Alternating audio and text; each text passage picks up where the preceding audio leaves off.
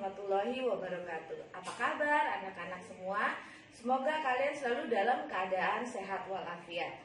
Pada kesempatan kali ini kita akan belajar tentang materi kimia SMA untuk kelas 12. Nah, untuk memulai pelajaran, sebaiknya kita membaca basmalah terlebih dahulu agar diberi kemudahan dalam memahami materi kali ini.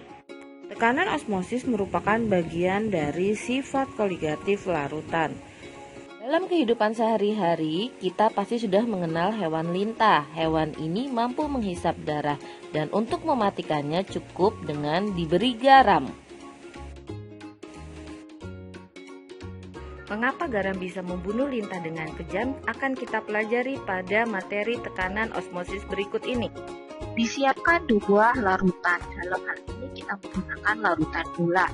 Kita ketahui bersama bahwa di dalam larutan 2 ada 2 komponen, yaitu molekul air sebagai pelarut dan molekul gula sebagai zat terlarut. Melalui gambaran submikroskopis, kita mengetahui bahwa molekul air di dalam larutan gula 2 molar jauh lebih banyak dibanding molekul air yang terdapat pada larutan gula 10 molar. Sementara zat terlarutnya yaitu molekul gula pada larutan gula 2 molar jauh lebih sedikit dibanding larutan gula 10 molar. Dalam bahasa keseharian, kita bisa menyebutnya bahwa larutan gula 2 molar lebih encer dibanding larutan gula 10 molar yang pekat. Pada tabung U, yang bagian tengahnya diberi sekat membran semipermeabel, kemudian pada bagian kirinya dimasukkan larutan gula 2 molar, sementara bagian kanannya dimasukkan larutan gula 10 molar, maka kita perhatikan gerakan molekul air berikut ini. Molekul-molekul air pada larutan gula 2 molar akan berpindah melewati membran semipermeabel menuju larutan yang lebih pekat yaitu gula 10 molar. Nah, proses seperti ini akan menghasilkan suatu kesetimbangan baru lebih stabil. Nah, proses seperti ini dinamakan dengan proses osmosis. Lalu, apa yang terjadi pada lintah yang diberi garam? Maka perhatikan gambar berikut ini. 3 buah tabung atau gelas kimia diberi sel hewan. Pada tabung sebelah kiri diberi larutan yang konsentrasinya jauh lebih rendah daripada larutan atau cairan yang ada di dalam sel. Maka yang terjadi adalah perpindahan molekul air dari luar sel yang masuk ke dalam sel. Ini akan mengakibatkan perubahan bentuk sel yang menggelembung. Hal ini berbahaya karena sel hewan akan pecah. Lalu pada tabung yang di tengah, kita akan mendapatkan bentuk sel yang sempurna, artinya tidak ada perubahan sel karena konsentrasi di luar sel yaitu larutan yang ada di dalam tabung memiliki konsentrasi yang sama dengan cairan yang ada di dalam sel. Inilah yang disebut isotonik. Dan istilah isotonik atau kondisi isotonik ini sering kita temukan pada cairan infus atau cairan minuman yang dibuat konsentrasinya sama dengan konsentrasi yang ada di dalam sel. Sementara tabung di sebelah kanan ini disebut hipertonik. Hal ini terjadi karena larutan atau cairan di luar sel itu jauh lebih tinggi dibanding konsentrasi larutan atau cairan di dalam sel. Hal inilah yang terjadi pada lintah. Ketika lintah diberi garam, maka cairan dalam sel atau tubuh lintah itu akan keluar sehingga mengakibatkan sel lintah itu menjadi mengkerut dan suatu saat akan rusak dan mati.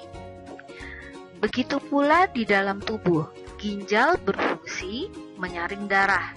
Apabila terjadi gangguan pada ginjal atau biasa disebut dengan disfungsi ginjal, maka akan dilakukan dua hal.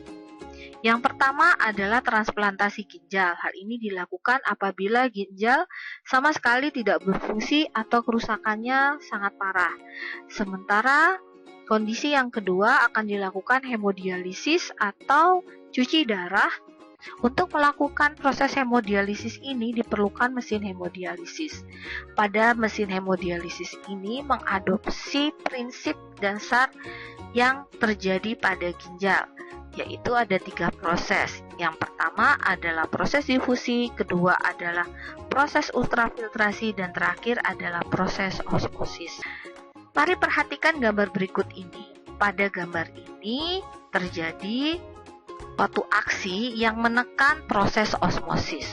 Proses ini kemudian menghasilkan sistem keseimbangan baru yang sama seperti semula. Nah, inilah yang disebut dengan tekanan osmosis atau reverse osmosis. Reverse osmosis ini jika diberlakukan pada air payau, air laut atau air kotor, di mana dilewatkan dengan tekanan melalui membran semipermeabel, maka akan dihasilkan air bersih. Produksi air bersih dengan cara ini keuntungan yaitu hemat dan ramah lingkungan, sehingga dengan cara ini bisa diperoleh air bersih dengan skala besar. Lalu, bagaimana kita bisa membuktikan peristiwa osmosis dan tekanan osmosis di rumah? Maka kalian bisa mencoba sesuai prosedur berikut ini.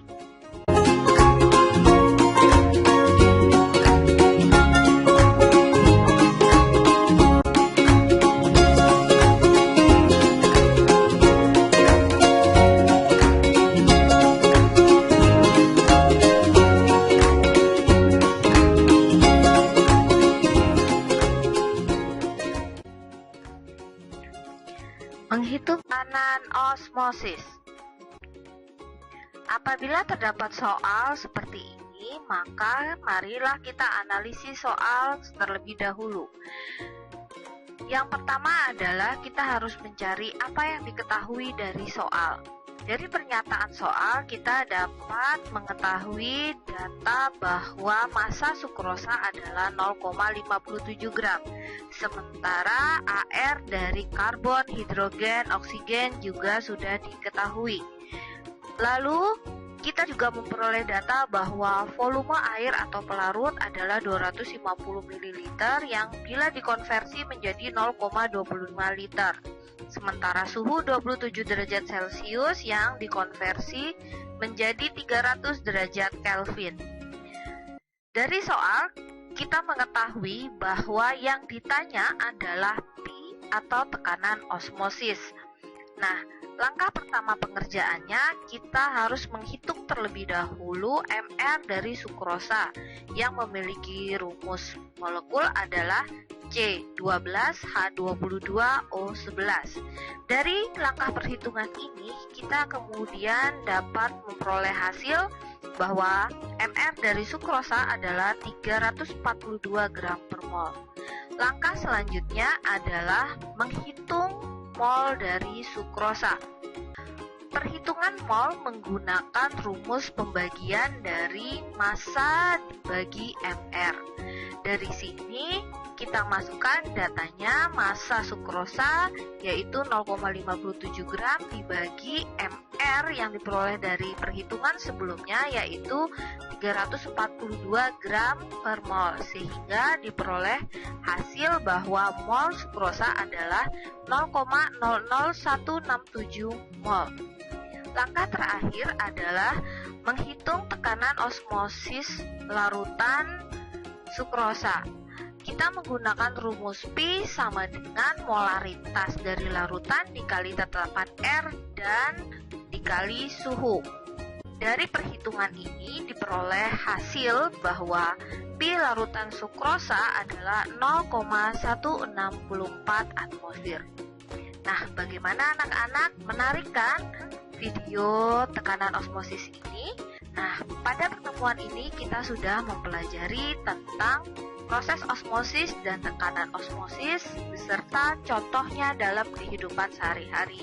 Kita juga sudah mengetahui panduan praktikum, bagaimana caranya melakukan praktikum sederhana osmosis dan tekanan osmosis dengan menggunakan alat dan bahan yang ada di lingkungan rumah. Lalu yang terakhir, kita pun sudah membahas tentang soal tekanan osmosis. Demikianlah pembelajaran kimia pada kali ini. Semoga dapat bermanfaat dan sampai berjumpa pada video pembelajaran kimia